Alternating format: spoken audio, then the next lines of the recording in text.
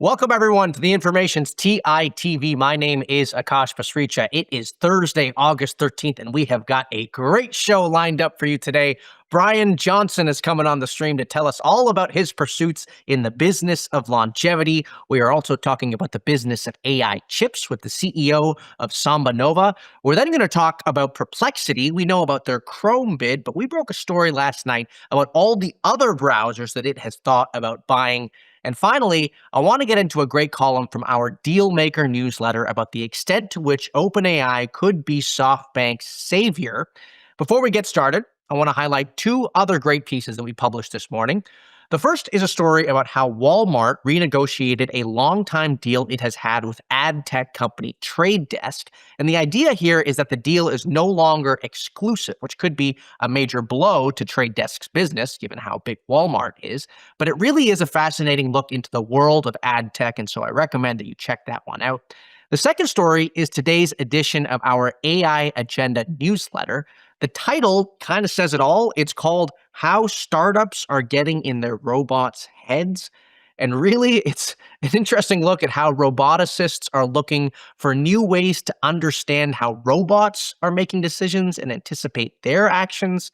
This is, of course, all very meta because humans are the ones programming robots in the first place, but that is definitely a newsletter to check out. Okay, for our first segment. OpenAI has been a big moneymaker for many investors, but few are counting on big gains from Sam Altman as much as SoftBank CEO Masayoshi Son. To tell us why, I want to bring on our Deputy Bureau Chief of Finance, Cory Weinberg, who wrote a doozy of a column in his Dealmaker newsletter. Cory, it's great to see you. Hey, Akash. How's it going? I'm doing well. So let's talk about SoftBank, and let's talk about the Vision 2 fund. What is the current state of the fund before we get to OpenAI?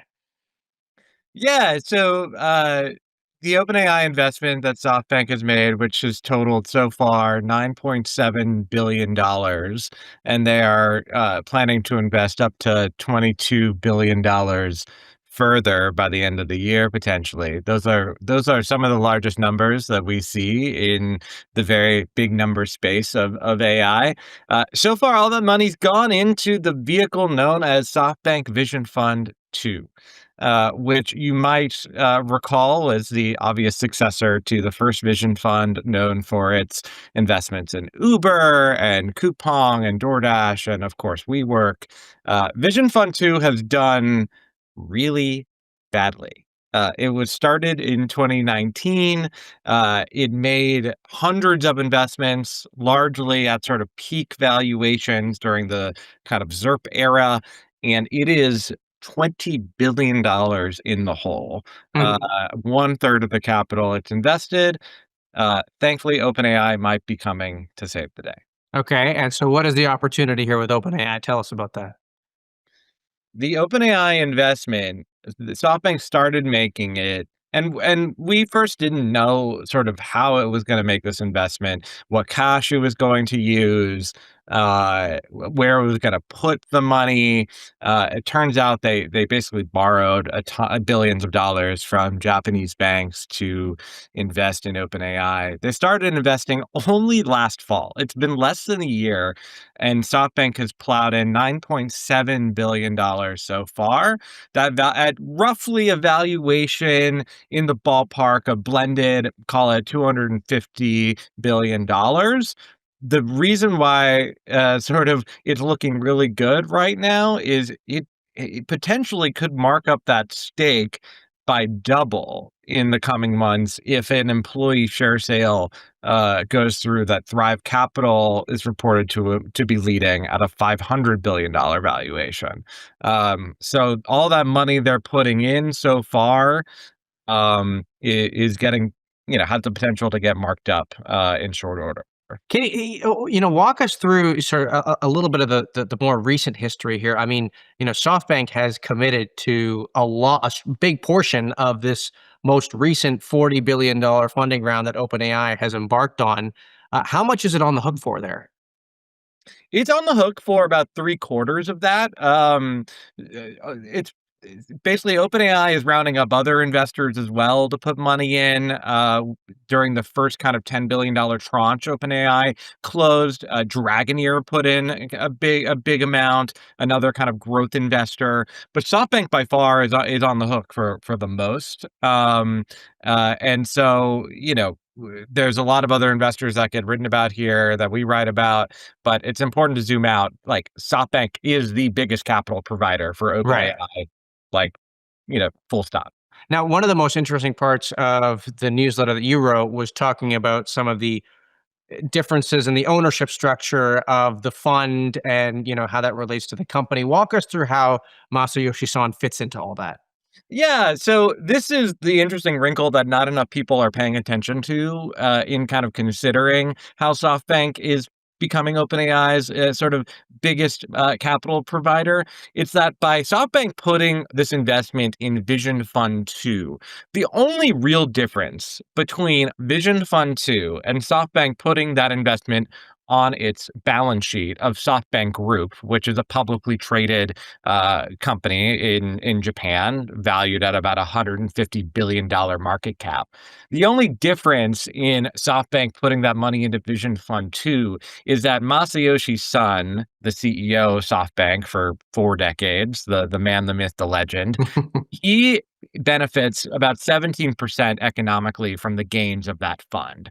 And so essentially, analysts have started to sort of ask questions about this.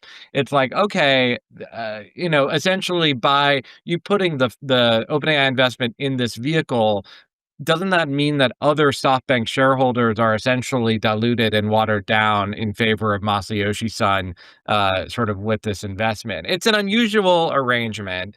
Hmm. It started a few years ago, but it's only really becoming, it's only starting to look like Masa could actually be in the black with this investment, thanks to OpenAI.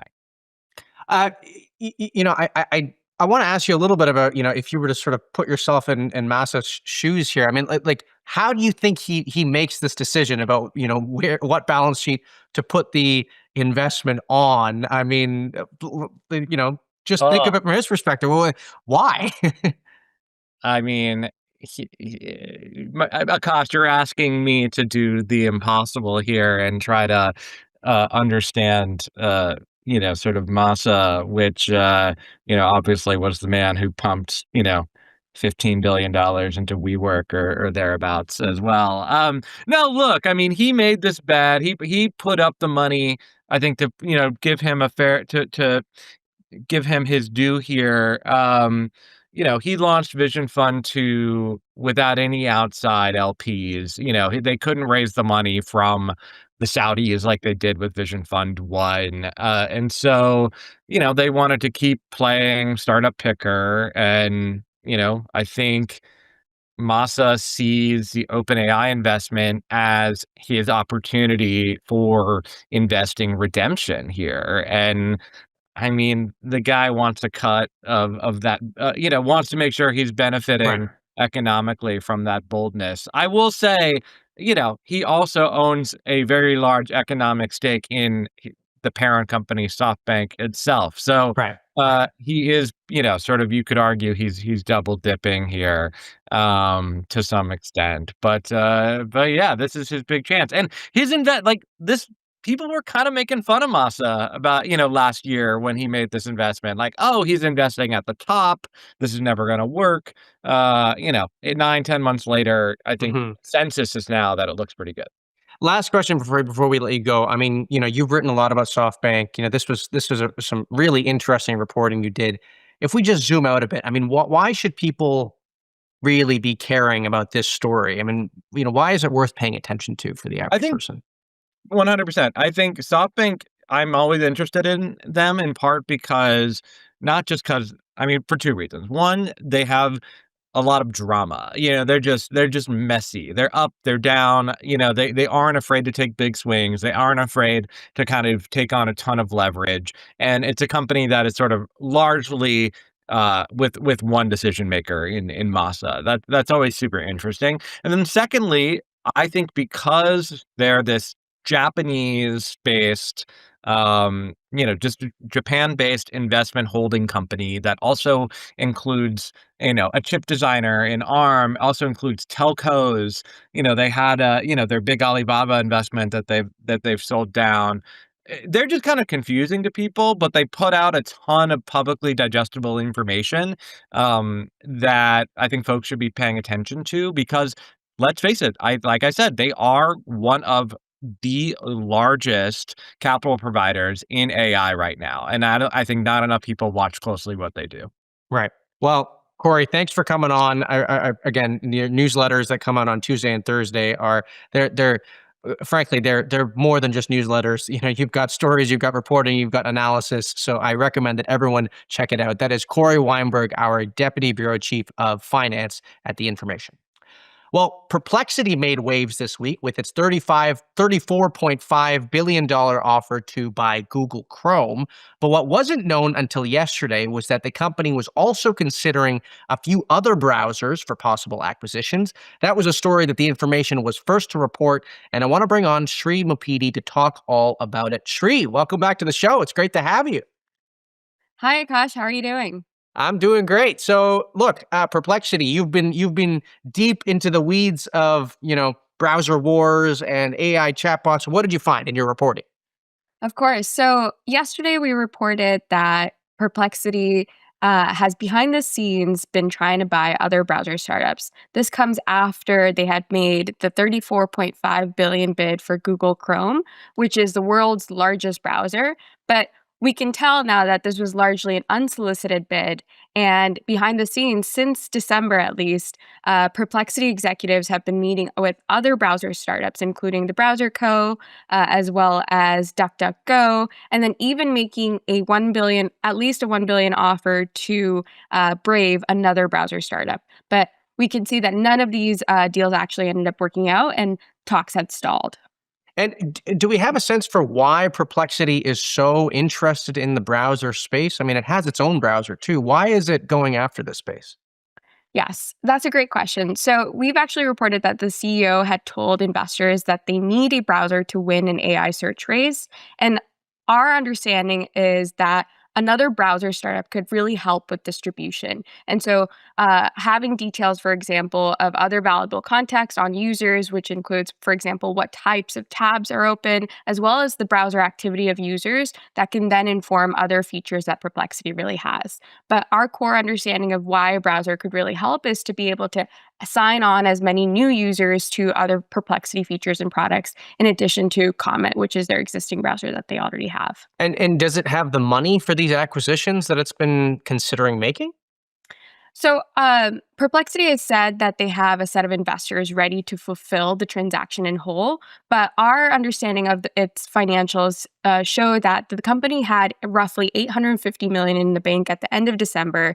The company has continued to raise more money this year. It actually raised 500 million this year in a round led by Excel at a valuation of 14 billion. It later did.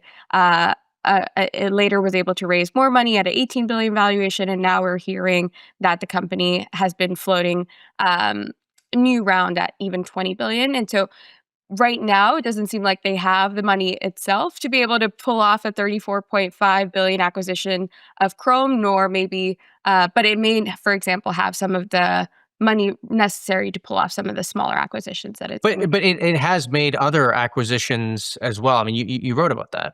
Yes, it has made smaller acquisitions. So this includes a company called Sidekick, which makes a distraction-free browser. Another company is Carbon, which connects external data to large language models. Last week, the company actually announced another acquisition called Invisible, which builds infrastructure for AI agents. So it's been making a number of smaller agents, but this could be for a number of different reasons. For example, like an acquihire situation, we just don't know specifically in terms of why that acquisition ended up happening. I want to ask you about the Comet browser that Perplexity has launched. Did you talk to anyone who has used this browser? Do we have any sense of how well it's working for people, or how effective it is right now for doing what Perplexity wants it to do? So Perplexity has launched the Comet browser, and my understanding of users who've used it is that it's very much a mixed experience so far. In that it really is able to take care of a number of different types of automations, but it has a number of bugs as well. And so I think there's still time to be seen if Comet ends up being a really popular feature for Perplexity as compared to its search bot. And if you just take a step back here, what sorts of things are you watching for from here? What questions remain? I mean, like you said, it's made some acquisitions. It's got this big $34.5 billion number that it's put out there. People are talking about being, just a bit of publicity. I mean, what are you watching for from here with Perplexity? I expect the company to continue raising. We've just, even in like the matter of couple of months, heard the 14 billion number at which point it was raising, then an 18 billion valuation, now a 20 plus billion valuation. I think the company will continue to raise. I think that the company will also continue to make maybe smaller acquisitions. Perhaps this is a way for them to kind of put out to the world that they are interested in acquiring companies, even though they might not be able to afford Chrome right now. It still puts the feelers out there.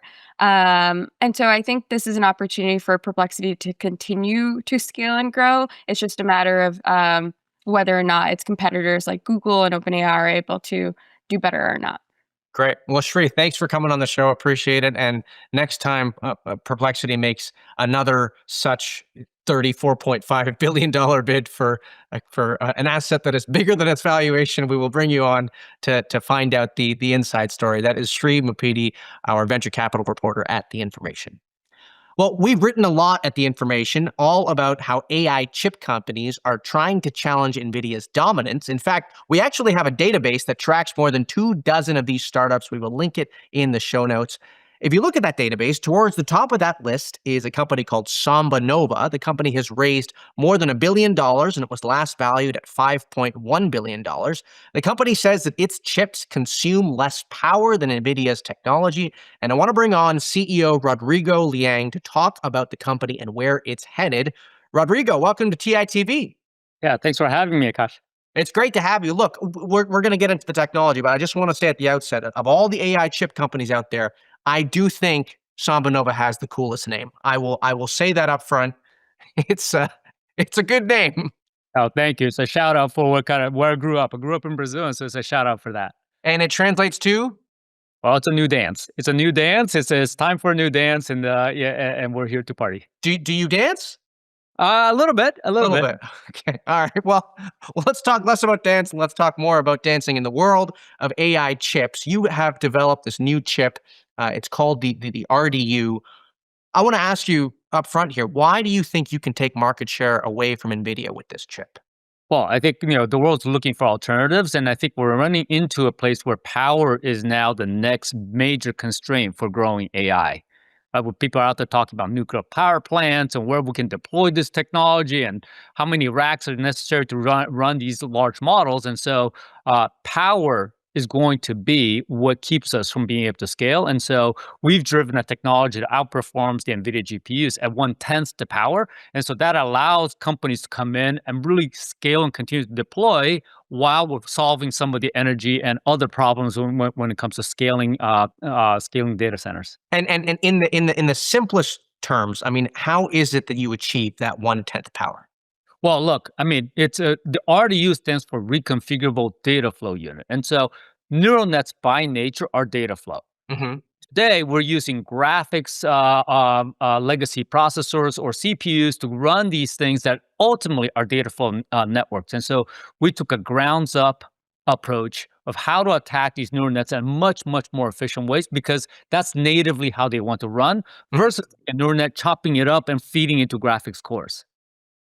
Yeah, you guys have raised a lot of money. You have customers using the chip right now? We do. We're, in a number of different places, and probably, the one that we talk about the most is, our Saudi Aramco deployment, where we're able to take 90 years of data, training it into a model, and then deploy it completely privately, because we can get into these data centers that exist with power constraints and still able to deploy, because it's only 10 kilowatts of power for each rack versus 100 plus kilowatts of power for NVIDIA racks. And where are most of your customers geographically right now? Well, we have customers in primarily in the U.S. A lot in the United States. Some in Europe, Middle East is a great, an exciting area for us, and Asia is a growth area this year. We're doing a lot of work in Japan and rest of Asia, and so we're super excited about that. Are you selling in China? No, we don't sell in China. It's something that today we are under U.S. policy. We don't sell into China, and we'll honor that. Got it. Well, look, I want to talk about these two different lines of businesses that you have. So you've got the hardware, what you call the Samba stack. These are actually the chips that are in the racks and putting in the stacks. There's a lot of words that ends with axe. Yeah. But you've got the hardware, and then you've got sort of your cloud offering, which is the software, the API that developers can access. That's right. Between these two businesses, which is the bigger business right now? Well, Samba Stack is really ultimately what customers are going to purchase. The cloud is a very fast way for people to come in and engage and see how it performs and develop their applications. Ultimately, what we're focused on is people who want to deploy this as a service. Mm-hmm. I think of data centers and service providers and telcos, or enterprises that want to own their own infrastructure, own their models, because security, data privacy, ownership is really important. And so we end up deploying this as a full, complete stack, hardware all the way to the models, so that you don't have to hire hundreds of machine learning experts in order to do this. And I mean, the reason I asked the question is because, a lot has been made of these cloud businesses, these API businesses. And so the question I wanted to ask you is if you saw that business becoming bigger at any point than the hardware business. Well, look, our cloud is really ultimately to engage partners, and we are actually building a small cloud. But ultimately, we actually have a third product we recently introduced called Samba Managed. Okay. That is, it's ultimately enabling cloud providers, service providers, our data center customers to actually offer these API services. And so we don't want to compete with our customers who are deploying these services out in the market. And so we create a reference of the cloud so that people can engage, customers can engage and create that API infrastructure.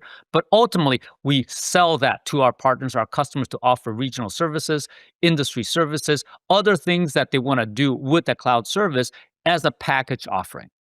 But I mean, I just want to clarify that the hardware is really where you intend to make most of your money. It's selling those the stacks with the chips, correct? That's right. Yeah, our business is the Samba stack is ultimately the hardware, the chips, the boards, and the entire software stack that it takes to run an API service.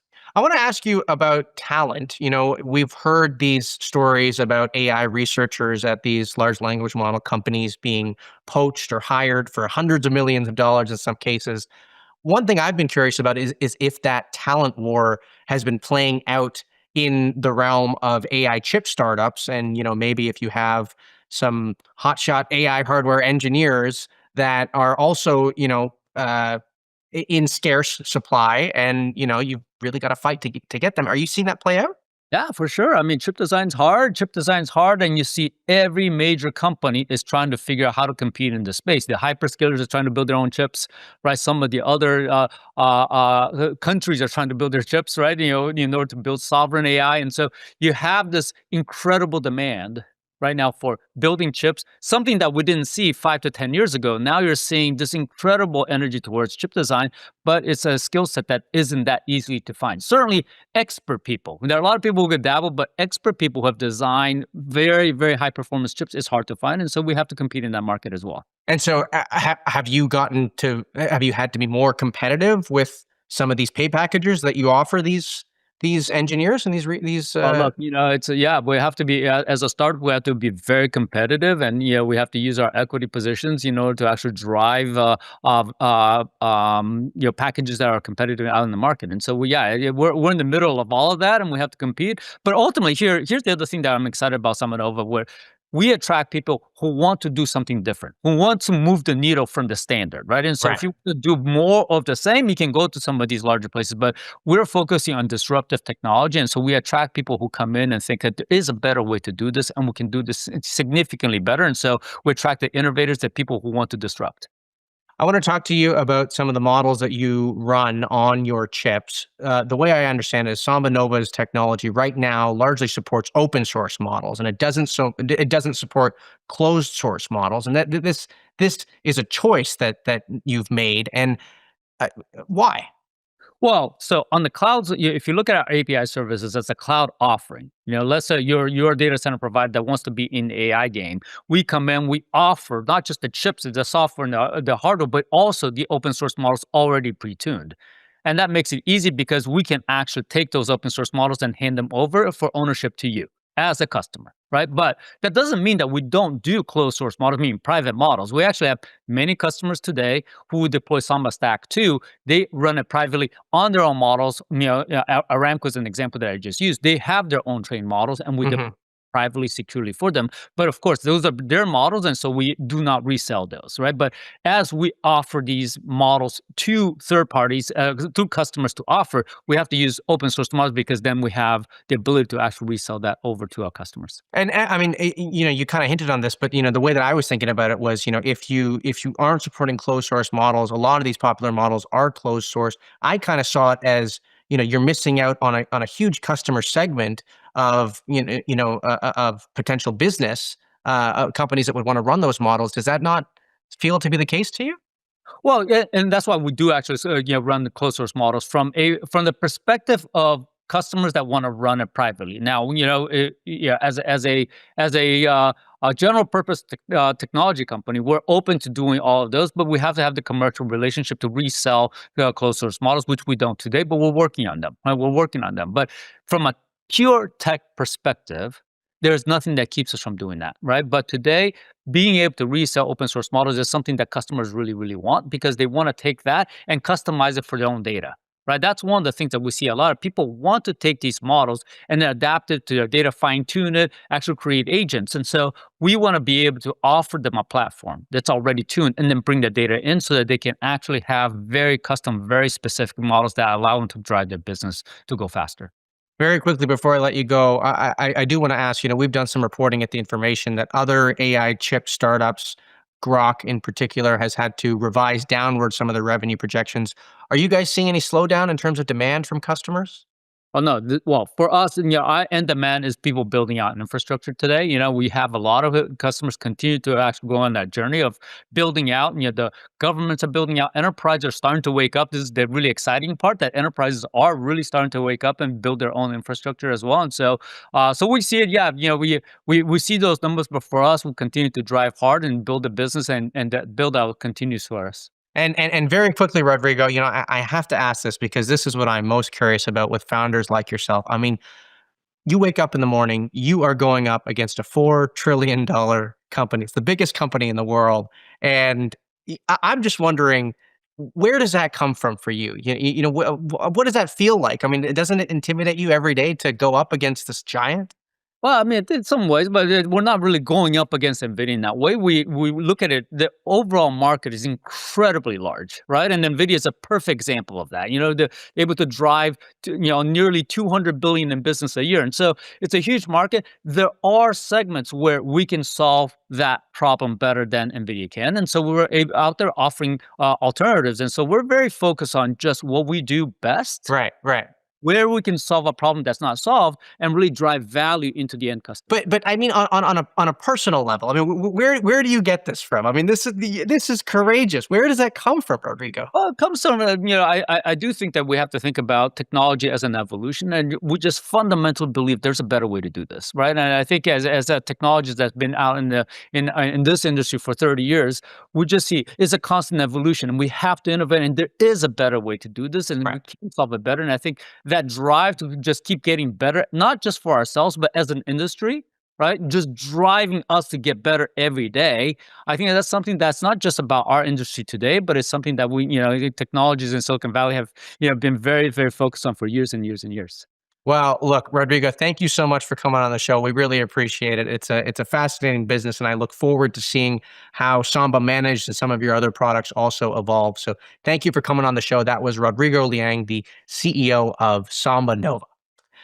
Well, one of the hottest topics in Silicon Valley right now has become the business of longevity, and Bryan Johnson has certainly become the face of that movement. Bryan is well known for experimenting with all the different ways that he can basically become immortal. He actually coined a movement called Don't Die, and he was the subject of a big Netflix documentary. This past Tuesday, 2 days ago, I sat down with Bryan to talk about all the different plans that he has for his businesses. It was a great discussion, and I want to play it for you now. Here was my conversation with Bryan Johnson. Bryan Johnson, welcome to TITV. Thanks for having me.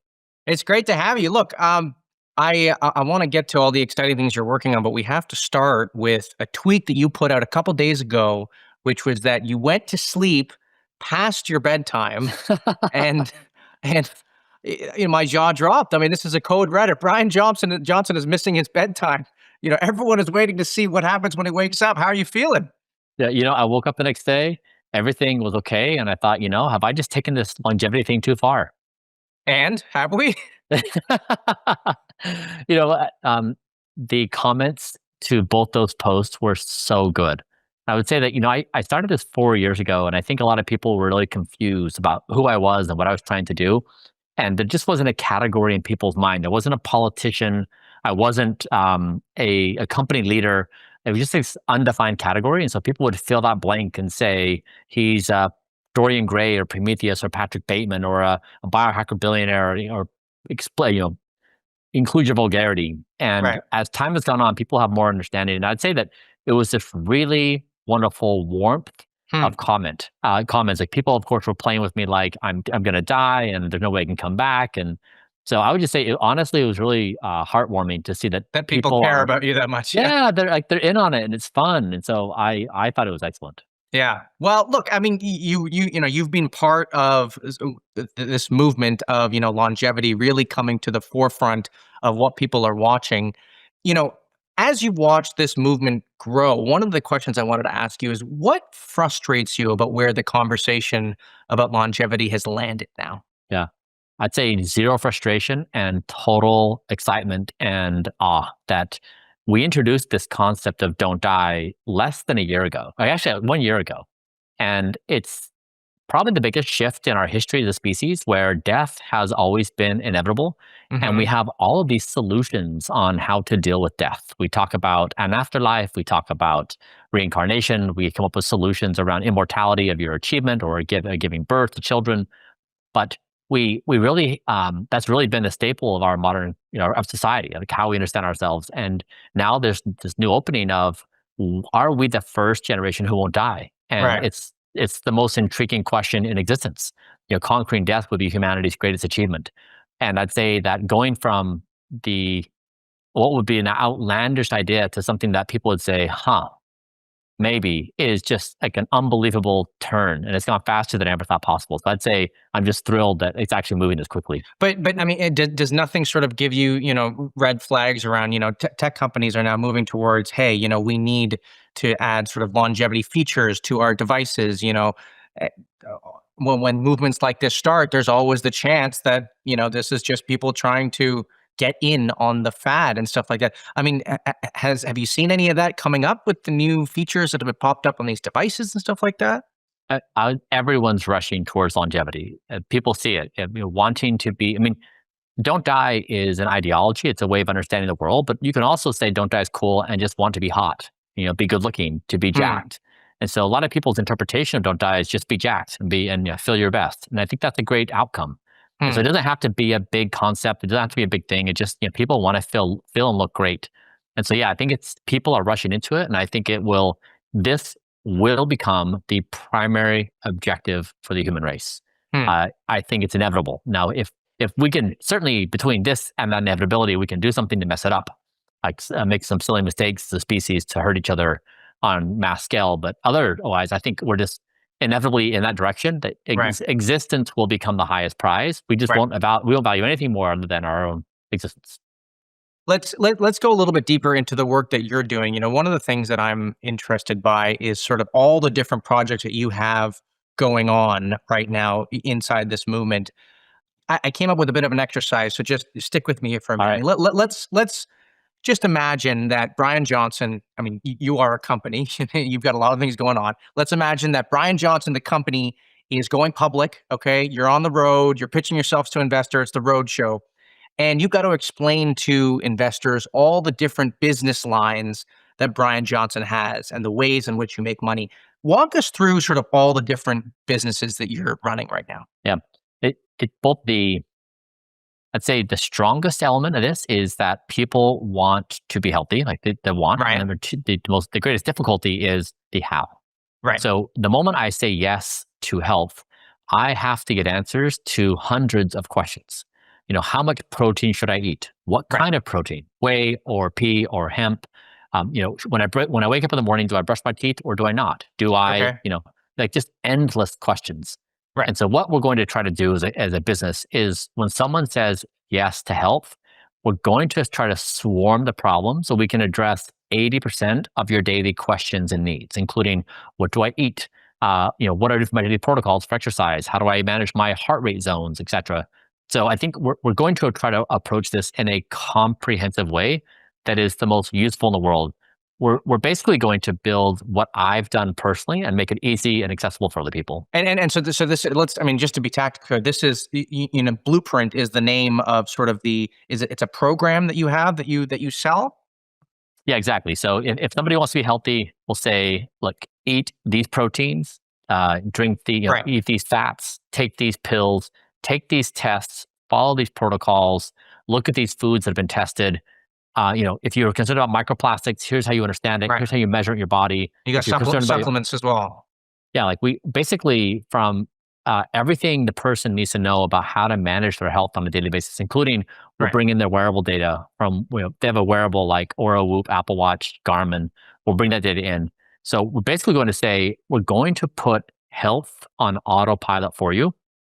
Yep. You just need to say yes. Right. And so Blueprint as a sort of a product. So it's a program, like you said, you sell that program, and then you also have a supplements business that is part of that program that you're selling supplements. Is that the idea? Yeah, nutrition. Nutrition. So, okay. Yeah, it's full longevity meals. It's actually premium level extra virgin olive oil.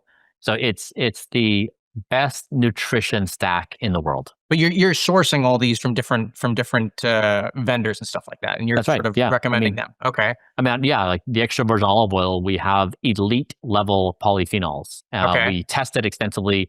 Every product we put out is third party tested. To my knowledge, we are the only company in the world that tests every single product and publishes a third party result. So it's really a system built upon meticulous design of science and testing, which is like I put this on my body. I built this for myself. So people are getting the same access to stuff I built myself. Got it. And so how has that business grown now over the past year? Incredibly fast. So how big are we talking? How big is the business now? Yeah, so we haven't disclosed revenues. I would just say there's tens of thousands of people who are thriving, and it's growing. It's growing faster than we've been able to keep up. Okay. So the Blueprint falls within Don't Die Certified is the name, is the parent company, I guess. Don't Die is really church and state. Blueprint is state. Don't Die is church. Okay. So Don't Die is the philosophical movement. It's community. It's ideology. Yep. Got it. Okay. And talk to me about your strategy as a creator. I mean, you've been very active on social media. That strikes me as a different business line as well. Are you doing brand partnerships, stuff like that as a creator? No, we're not. So I only talk about things that I use myself and that we trust. So I never sell my voice. I don't pump any products. I don't do any deals. And that's the thing is trust is my greatest asset. And so I legitimately am giving to people the honest and accurate assessments of the things I'm doing myself, including in Blueprint. Right. And what part of the business are you? Is Blueprint your focus right now? What you are hoping to grow the most right now, or is there a different sort of line of business that you're looking to get more into? Blueprint AI is going on its own, but really Don't Die is, they're really the same idea. It basically is saying, hey, this moment is really special. We are giving birth to super intelligence. And when you're doing that, that you have new priorities as a species. And so Blueprint is the practical way to become healthy, eating well, getting things ltested, making sure you're following the right protocols. And Don't Die is the supporting why. Like what are we doing this for? What is the big game plan? How do we get excited about the future? Right. Last question for you before we go. I want to talk about investing. Are you investing in any startups as well? I do angel checks in a few. I just did. Yep. So I do New Limit, the company who's doing the epigenetic reprogramming. Okay. This is Brian Armstrong's company. I recently did a stable coin. I do come from payments, and I was in, Right. I was in the Web3 world 12 years ago. So I still really enjoy payments. Right. Yes, right. I do. And then I also invested in a few custom chip companies that are building new chips for the LLM models. So yeah, like a few things in deep tech, a lot of synthetic biology, precision chemistry, but mostly they're just things I'm actively interested in. And very quickly, we didn't even get to Bryan AI, but what is Bryan AI? Yeah, I mean, this is we always imagined that immortality would be a possibility, and we actually just breached one version of it, where I've written enough, and have enough recordings of myself publicly and privately Yeah. that you can basically create a model of me that is pretty accurate to how I think. I mean, once you actually ingest all that data and you start inquiring of Brian and you include life experiences and ways of thinking and proclivities, that AI is very, very close to who I am. And so Okay. this is what I've been saying for years, is that AI will become better at being you than you are. Okay. And And then so where is Bryan AI? I mean, is it a website? Can we see it? Is it a model it, that you're using? I mean, yeah, it's internal right now. So we have access to it internally. I talk to Bryan AI all the time, okay. just pressure testing, and also to look in the mirror, like how do I observe my own thought processes and behaviors.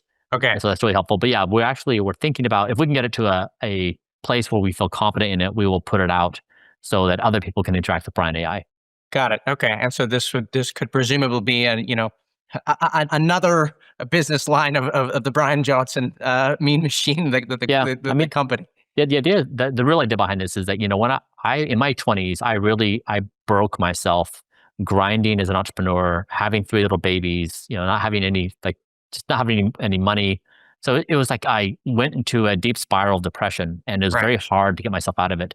And there was literally nobody in my life Right. that would pull up and say, like, let me help you out and understand a few basics about this. And so I'm really trying to play a very positive role in people's lives and be the strongest, unequivocal voice to prioritize health and to get them Right. out of bad places. So that's really the goal, is I want to be that person in their world that is the strongest advocate for their well-being. Well, I'll tell you what, Brian, when you do release Bryan AI, you can come back on the show and you can tell us all about it. Thank you so much for coming on. You've got quite the journey, and we are excited to see how all of this plays out. That was Bryan Johnson, the longevity maestro from Don't Die and the Blueprint program. Well, what a great conversation that was. And that does it for today's show. A reminder, we are live on this stream Monday through Friday at 10 a.m. Pacific, 1 p.m. Eastern. I want to thank Amazon Web Services, who is our presenting sponsor for this production. And I want to thank you for tuning in. We really appreciate your viewership. I am already excited for our next show. And so until next time, bye-bye for now.